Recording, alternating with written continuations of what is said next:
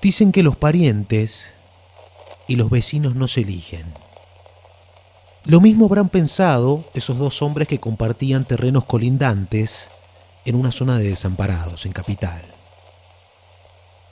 Dos vecinos que nunca llegaron a congeniar y cuyas disputas fueron metiéndolos en una espiral de violencia que giró y no se detuvo hasta la noche de 1967, donde uno de estos sujetos mató a balazos al otro.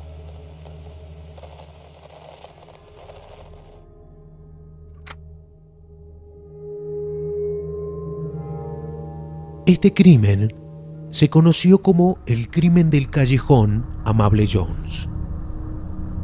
Y es uno de los casos testigos que la intolerancia y las peleas entre vecinos nunca llegan a buen puerto. Quien lo comprobó en carne propia fue José Marcelo Esbrí, un hombre que tenía 40 años, y también Alberto Belisario Joffre, su vecino, y como en todas las historias, en este caso su archienemigo, quien fue preso por el asesinato de Esbrí y después, por algo que iremos contando, se terminó salvando de la condena. Seguramente maldijeron 1000 veces haberse conocido en el viejo callejón Amable Jones, cerca de la avenida Libertador, en una famosa zona sanjuanina de desamparados. Y por una cuestión del destino, Joffre y Esbrí fueron vecinos y litigantes entre sí a raíz de la disputa por un terreno. Alberto Joffre en ese entonces era un joven policía de 25 años que vivía con su pareja en una propiedad que Esbrí reclamaba como suya. Y al mismo tiempo existía una demanda judicial de por medio impulsada por Esbrí para desalojar al policía. En el expediente judicial, amarillo por el paso del tiempo, se lo describe a Esbrí como una persona complicada, un buscapleitos conocido en los pasillos de tribunales. Textualmente, acá lo tengo, dicen que a pesar de no tener un título que lo habilitara, era un áspero y habitual litigante que por sus reacciones desmedidas ocasionaba incidentes en los estrados donde actuaba. Menciones estas que resultaban incontrastables, ya que ha sido de público conocimiento y que se mostraba a Esbrí como un enemigo peligroso en cualquier terreno. Un buscapleitos y en algunos casos como un carancho de los pasillos de tribunales. Porque desde 1958 y 1967 fue procesado por usurpación de autoridad y por desacato a la autoridad, a la justicia federal, a un juez de Háchal y otras causas de usurpación y hurto, según señalan los documentos judiciales. El conflicto entre Esbrí y Joffre tuvo distintos episodios, desde simples discusiones a agresiones verbales y peleas a golpe de puño que terminaron con denuncias cruzadas en la cuarta. Una nota periodística de 1967 señala que días antes de ocurrir esta fatídica noche, Joffre y Esbrí se habían agredido mutuamente. Es decir, que los problemas entre estos dos vecinos de desamparados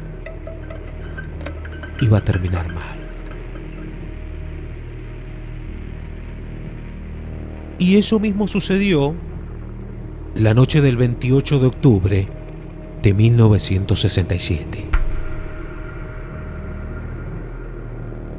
Quizás ni Joffre ni Esbrí imaginaron ese confuso y violento encuentro que ocurrió entre las 23 y las 24 horas de ese día en el fondo de sus propiedades. Supuestamente, escucharon ruidos en la parte trasera del fondo y Esbrí salió a dar una vuelta alrededor de su casa, caminó entre unos parrales que estaban ahí en el mismo fondo, sospechando que alguien podía estar ahí, tal vez un ladrón. Y Joffre hizo lo mismo, pensando también que estaban merodeando algunos desconocidos, y decidió salir a dar una vuelta. Solo que a diferencia de Esbrí, llevaba una linterna y una pistola calibre 45. Estas dos personas, en un momento y tal vez por una casualidad del destino, se encontraron en los fondos de su casa bajo la luz de la luna. Y como la bronca entre ellos era inocultable, volvieron a tener otro encontronazo. No se sabe a ciencia cierta qué se dijeron o qué fue lo que pasó. La mujer de Esbrí aseguró en un diario local que su marido gritó en un momento: ¿quién anda ahí? Y del otro lado escuchó la voz de su vecino, el policía Joffre, que respondió: a vos te andamos buscando. En cambio, la versión que dio el policía fue distinta. Él dijo que efectivamente se cruzaron en el patio, pero cuando fue a verlo, Esbrí caminó en su dirección, largando insultos y amenazas. El agente de policía dijo que efectuó un disparo al aire para tratar de intimidar a su vecino. Pero Esbrí, enceguecido por su furia, siguió caminando para tratar de increparlo. Ante esto, según el efectivo policial, no le quedó más remedio que dispararle. Esa noche de 1967, en Desamparados, se escucharon 3 detonaciones. 1, 2, 3. 2 de esos disparos fueron directo al cuerpo de José Marcelo Esbrí, un hombre de 40 años. Uno de estos balazos le pegó en el pecho y otro cerca del cuello. Por eso cayó moribundo y no se levantó más.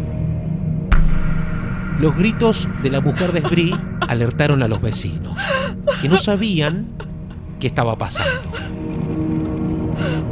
Para entonces, este hombre ya estaba muerto.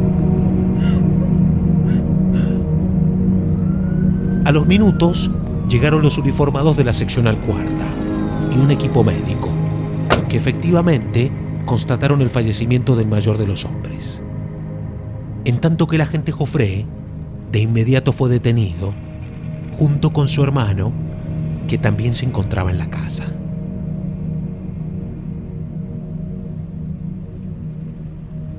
Es así que la disputa entre estos vecinos acabó con Esbrí muerto y con Joffre tras las rejas.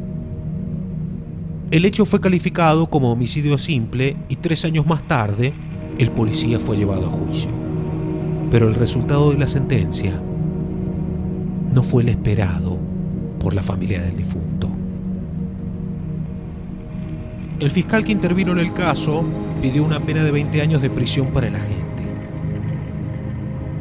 Por el contrario, el juez le dio la razón a Joffre, o por lo menos tomó cierta su versión de que disparó para defenderse de la agresión de Esbrí.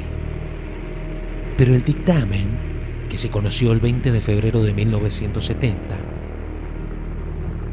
citó como parte de sus fundamentos los antecedentes del fallecido y destacó que era una persona violenta.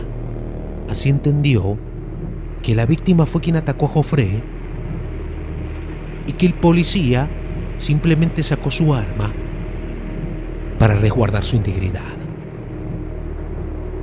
En síntesis, argumentó que actuó en legítima defensa y absolvió de culpa y cargo al joven policía.